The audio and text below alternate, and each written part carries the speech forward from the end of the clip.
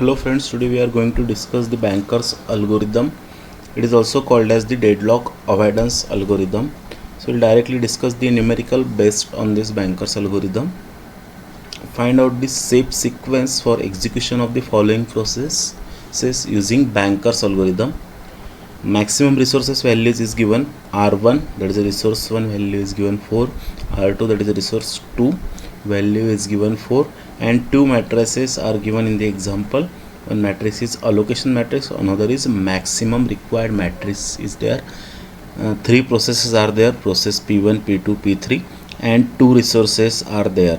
So these two matrices are given and you have to find the shape sequence. Shape sequence means order of execution of this process by which deadlock is avoided. So that is called as the shape sequence. We will discuss this solution for this numerical.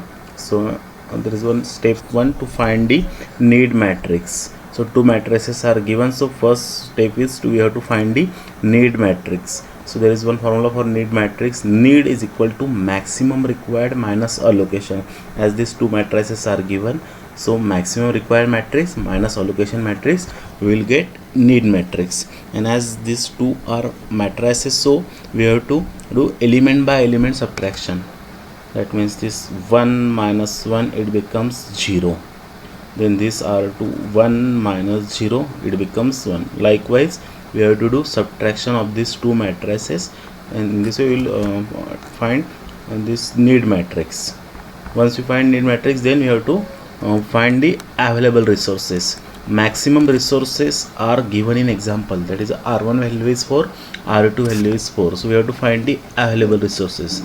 So to find the available resources, there is one formula: maximum resources minus summation of allocation resources. In allocation matrix, three processes are there and three processes require combinedly R1 resource. So summation of this R1, that means 1 plus 1 plus 1, so it becomes 3, and here 0 plus 1 plus 2, so it becomes 3. So this summation of this allocation resources is 3, 3, and maximum resources which is given in example, that is R1 value 4, R2 value 4. So maximum minus allocation resource, and we will get available resource. Available resource value is 1, 1. It means R1 value 1, R2 value 1. In step 2, we have to find the shape sequence of execution of this process to avoid the deadlock. So there is one necessary condition for this shape sequence. Need of the process, it should be less than or equal to available resources.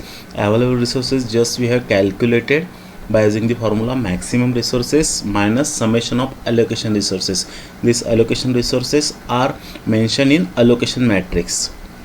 And need of the process, we will find need of the process by using this need matrix. So one by one for each process we have to verify this condition. If this condition is satisfied, then that process can execute safely. So to check the above condition for P1, so we have to check this condition for P1. So P1, need of the P1 is 0, 1.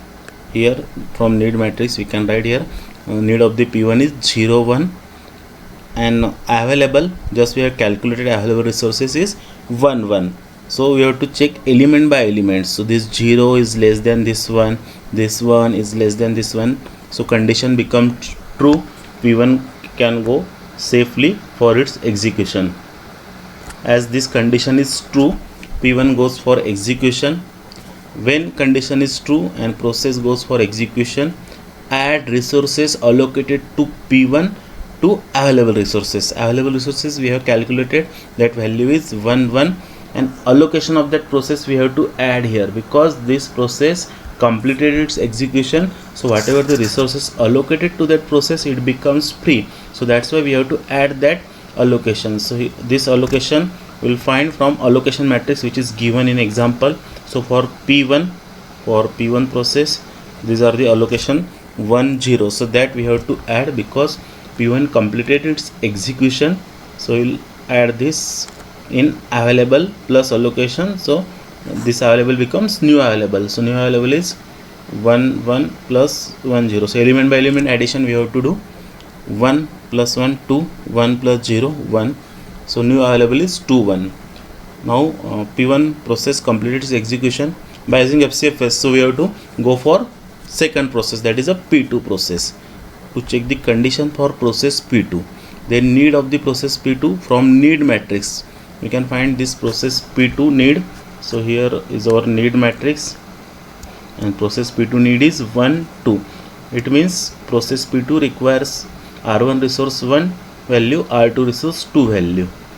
So for process P2 need is 1 2 and available, so new available becomes available for process P2, so it is 2 1. So we have to check this condition, this 1 is less than this 2, okay, this 2 is not less than nor equal to 1, so that's why this condition becomes false. So when condition false, then P2 can't complete its execution, P2 is in waiting state. Now check the condition for another process. So another process is P3, that is the next process is P3. So we have to check this condition for P3. So P3 need is 1 0.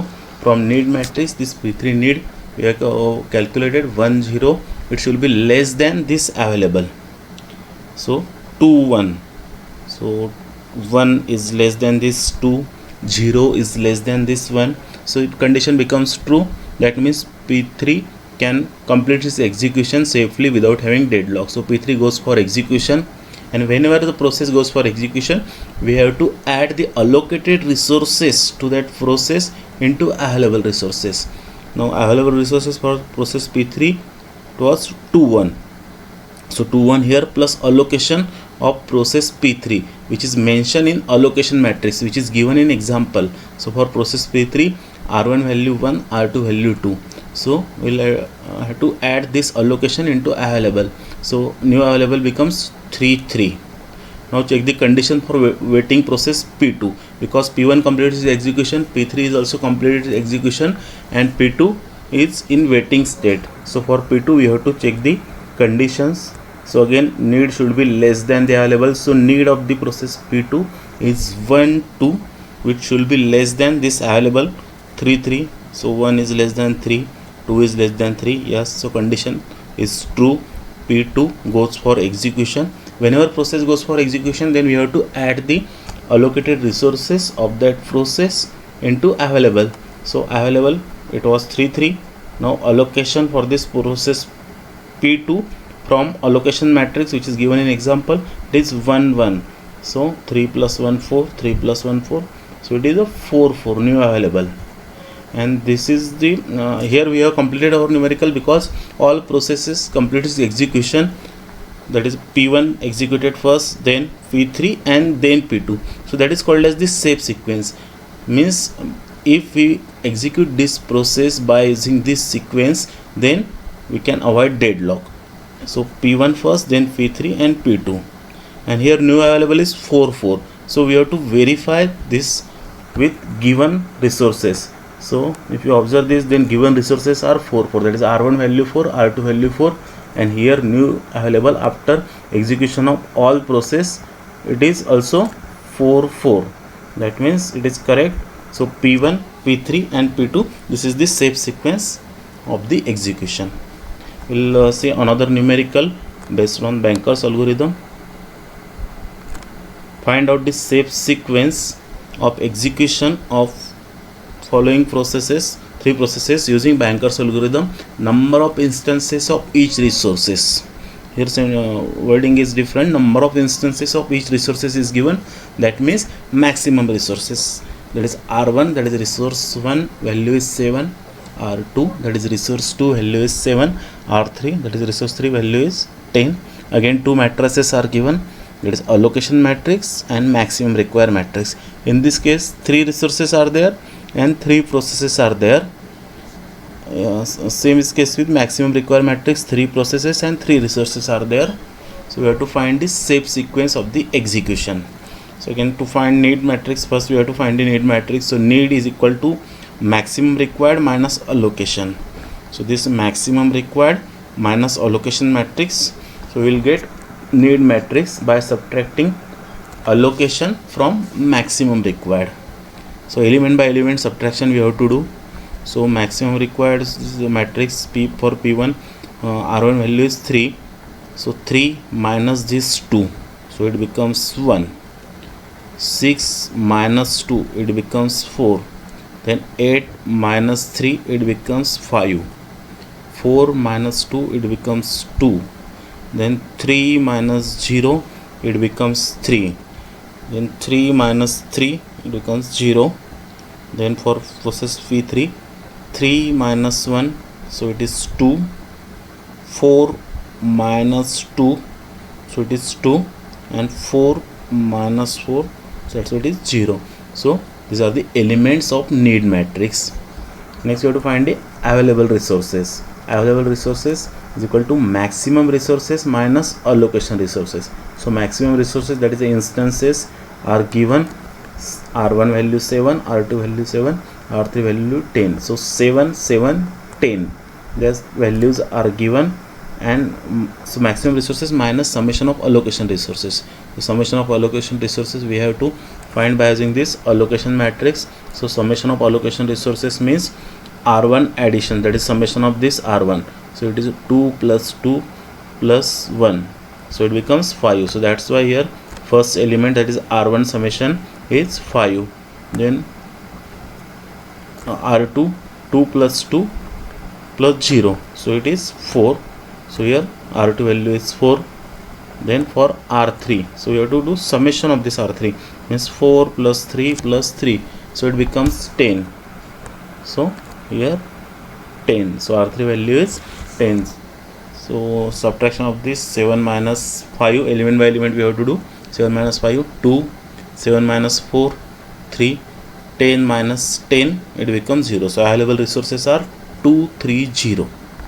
Then step 2, to check the condition for each process starting from P1, because FCFS we have to implement here.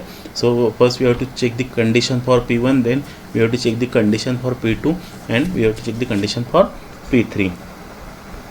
So checking the condition for P1.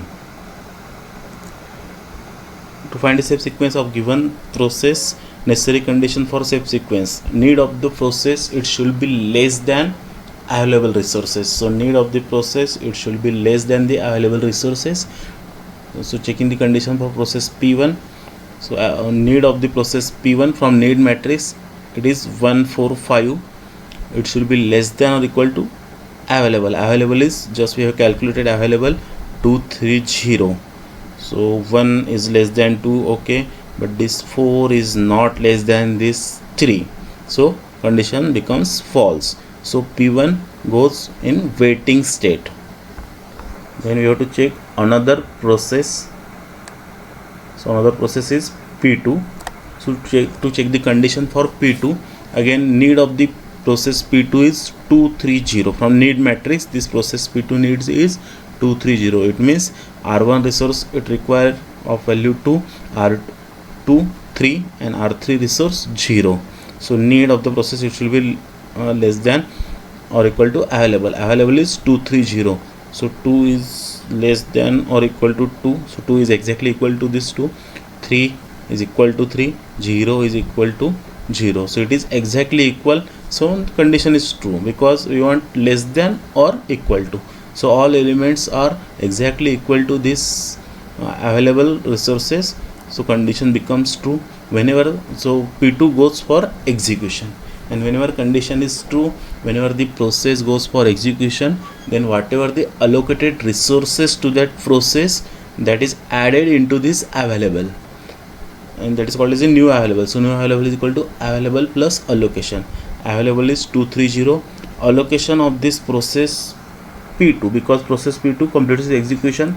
So allocation for process P2, here we can find process P2 allocation, it is 2, 0, 3. In allocation matrix, allocation of that process is mentioned.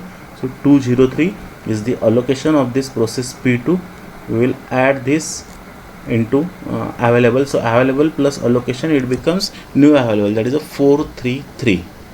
So checking the condition for P3, we have executed process P2. P1 is still waiting, but we have to go FCFS, means P2 then P3, and then we will check the waiting state process. So checking the condition for P3, So again, need of the process P3 is 2 2 0, which is less than or equal to 4 3 3. So we have to verify this condition. 2 is less than 4, yes. Then 2 is less than 3, yes. 0 is less than 3, yeah. So all elements of this process P3, that is need, is less than available, so condition becomes true. So P3 can safely goes for its execution. So P3 completes the execution. Whenever process completes the execution, then whatever the resource allocated to that process, they are released, and we need to add these resources into available. So available is 433, this is 433, plus allocation of this process P3. Allocation of this process P3 is mentioned in this allocation matrix, that is allocation matrix here. In numerical, allocation matrix is 1 to 4. So P3 allocation is 1 to 4. We will add this 1 to 4 into this available. So 433 plus 1 to 4, so it becomes 4 plus 1 5, 3 plus 2 5, 3 plus 4 7, so 5 5 7. Now we have to check the condition for waiting state process. So P1 is waiting for its execution. So again, checking the condition for P1, need should be less than available. So need of the process P1 is 145, it should be less than or equal to available. Available is 557. So we will check element by element. 1, it is less than 5, okay, yes. 4 is less than 5, yes. 5 is less than 7, yes. So all elements of this need is less than all elements of this available. So condition is true. P1 goes for execution without having deadlock. Whenever the process goes execution, then again we have to add the whatever the resources allocated to that process. So new available is equal to available plus allocation. Available is 557, this 557, so we have to add this 557 plus allocation of this process P1 is 223, which is mentioned in the allocation matrix. Here you can find in allocation matrix P1 allocation is 223. So we have to add that allocation here, 557 plus 223. So element by element addition we have to do. 5 plus 2 7, this 5 plus 2 7, 7 plus 3 10. So new available is 7 7 10. So you have to verify this new available with given maximum resources. So new available is 7 7 10. So we will check this value with maximum resources given in example. Maximum resources is 7 7 10. That means it is correct. So safe sequence of this process is P2 P3 P1. Given sequence of the process is P1 P2 P3, but P1